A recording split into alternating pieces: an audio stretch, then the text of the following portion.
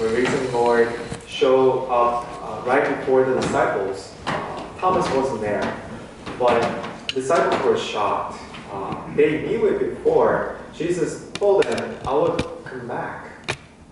I will surely die, but I will rise again. I will show it to you. And he did. But the disciples were shocked. Thomas wasn't there. So Jesus decided to show up the second time. Thomas was there. But Thomas, doubting Thomas, didn't believe himself. But he wanted to see for himself. So he touched and see the pierced hand and the feet. And then, and only then, Thomas believed. Today, another account by evangelist Luke, the gospel writer of Luke. Same story. The story begins with, peace be with you. Peace to you all. Why?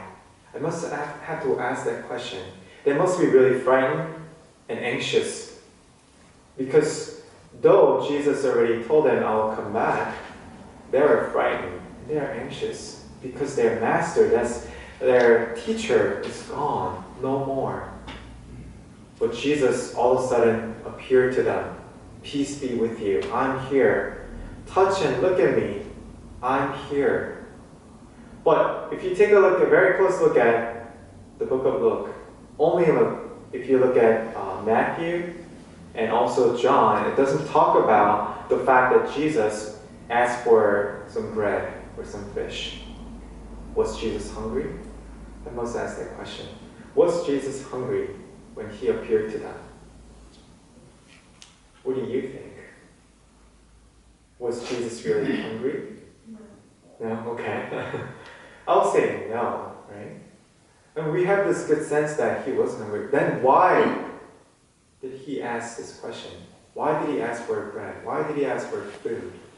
Have you anything here to eat? Have you anything here to eat? I believe that it's something to do with gospel writer Luke. He was a doctor, physician. So he must have known about how our body functions, right? If you think about it, Jesus was put to death with no water, no blood, right? After dying on the cross, he sweat all the sweats, waters, and even the last minute, pierced through his side, all the blood came out. If you think about it, physically you have no nutrients, no food whatsoever for 3 days. And then this Jesus in a tomb 3 days and then rise again. Show up right in front of the disciples. He must have been hungry, if you think about it. If you're human, starving for 3 days, you must have been really hungry. But we know that it carries more meaning than that. It must carry more meaning than just ask, because I'm hungry, is there anything to eat here? But I believe Jesus asked that question to help them to see, help them to understand who he is. I guess touching and seeing Jesus, the risen Lord, wasn't helping enough, so Jesus just decided to eat right in front of them. Let me have something to eat. And if you think about it, that moment when Jesus asked, have anything here to eat? What would disciples' mind, what would some thoughts and minds that would cross their mind? And I sat down and think about it for a moment. Not a moment, a long pause. When Jesus decided to ask, have anything here to eat? There are plenty of things. There are plenty of stories with Jesus. When the disciples, were following you, I remember you feeding 5,000. And I remember you feeding 4,000. I remember you feeding many people. And I surely remember that last night, before you died on the cross, sharing meals with us. And then you told us that this bread is my body, that this wine is my blood. I remember that. Don't you? I remember that moment. Perhaps when Jesus was asking this question, do you have anything here to eat, is to remind them about who he was and his story. Remind them that he was with them throughout the entire year. and until now, and forevermore. Jesus is reminding us his mighty act. I guess that wasn't enough for Jesus, right? Jesus taught us how to pray. This is how you should pray. And there's only one petition that we bring before God, and that is, this day, give us this day our daily bread. I've been learned that the biblical scholar argue that that's the only petition in the Lord's Prayer that Jesus will allow us to pray before God. If you think about it, right? Lord's Prayer. Give us this day our daily bread. And if you think about other things, okay, forgive our trespasses as we forgive those trespasses against us. Those are relating to your relationship with either God or a relationship with your neighbors. But only this part. Give us this day our daily bread. Jesus knew.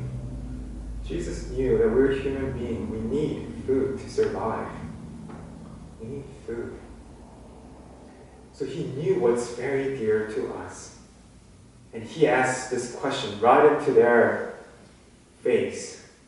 Have anything here to eat? Perhaps Jesus was very hungry. Perhaps. I doubt that he did.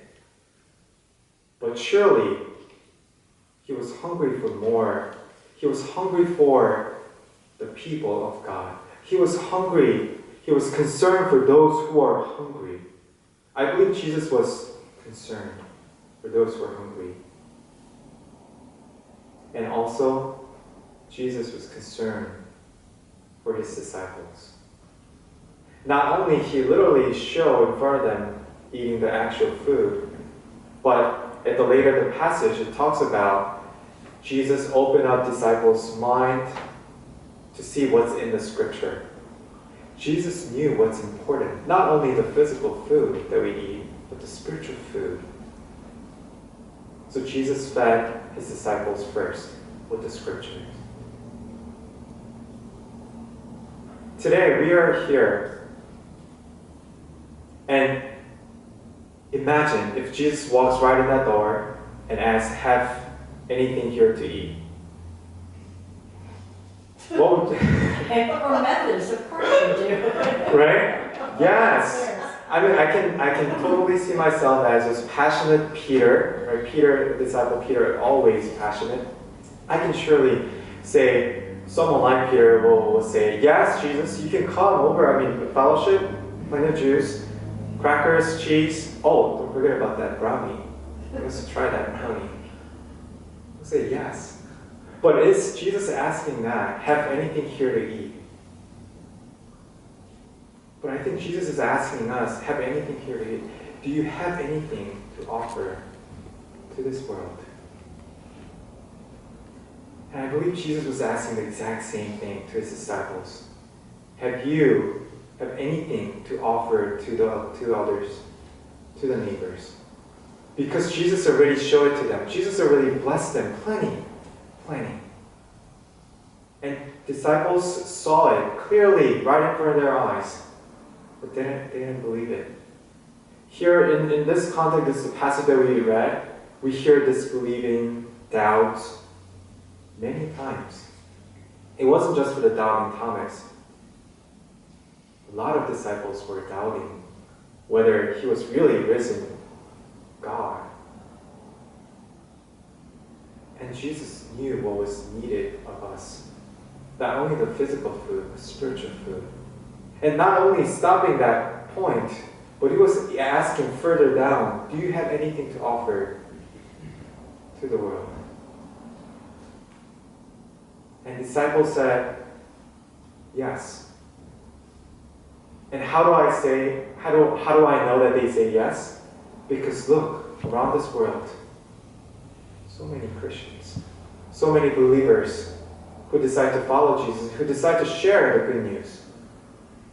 You and I are part of that. You and I are the witness of that. And I believe this church, Science Hill, is one of the witnesses. Have anything here to eat? If Jesus, once again, walks right into the door, do you have anything to offer to this room. And I must refer to our founder, John Wesley. He had a 3 general rule, very simple rule. Do good, do no harm, and stay in love with God. Today I would like to share with you the first one, do good. Do good. I happened to find this sign frame. It says John Wesley at the bottom. This is what he said about do good. And this is very popular, and you might have heard this. Do all the good you can, by all the means you can, in all the ways you can, in all the places you can, at all the times you can, to all the people you can, for as long as you ever can. Do good to others, and do no harm, and stay in love with God. Have you anything here to eat? Have you anything here to offer? I believe we can offer this. We can surely do good. Right? And I believe that the best way to do it is to love. Love is all you need. And I believe it starts here. Loving one another, like our brothers and sisters. And that doesn't stop here. That should go further. That should go outside of that door. Love one another. I forgot to bring a card that I received. I'll bring it next week for sure. This card was from one of the residents who lives in the Cannon Road, the Cannon. What happens is, after the Easter service, we have plenty of our eggs left. I happen to have one. We have plenty of eggs left, also with the palm cross. So Rose and I were piling all this. What should we do with all this? I mean, we can't ever eat all the chocolates inside and palm trees to look at. So we decided to put some in a small Ziploc. And we thought to ourselves, what if we just put it in the mailbox as we are going up to the parsonage? And that's what we did. This card came from one of the residents in Cannondale saying, thank you. I happened to saw an egg and a palm cross that you left it. And I saw a name, Zion's Hill, there.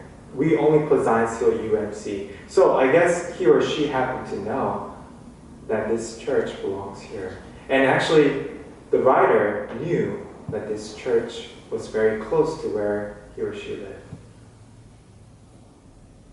And he or she, don't know exactly who wrote it, but this family wrote it to us, and it was right in front of my desk when I got to the office this week. And I had to think about it. It was very. Can you feel the excitement there? I was so excited. I was so excited because, wow, God, you used something very ordinary, right? Just a piece of chocolate. And that for someone was very special. And I was glad and I was excited because I was part of that. I'm pretty sure I believe it was God who touched them. And I hope and pray that God touched them. But I was excited that I was part of that.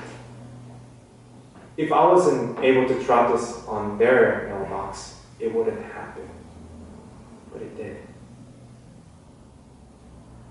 Because I took this seriously. Do all the good you can, anywhere you go, and at all times for as long as you can. I was very excited. And we're here to do the same. We're called to do the same. And it doesn't have to be this piece of egg and chocolates, but with the words of assurance, maybe perhaps with the coworkers, we can do that. And let us do that. And may God help us, and may God grant us that power, that excitement, that joy that comes. Come, join me with prayer, that we would ask God to grant us the peace and this power and joy to share this good news. Would you join me in prayer?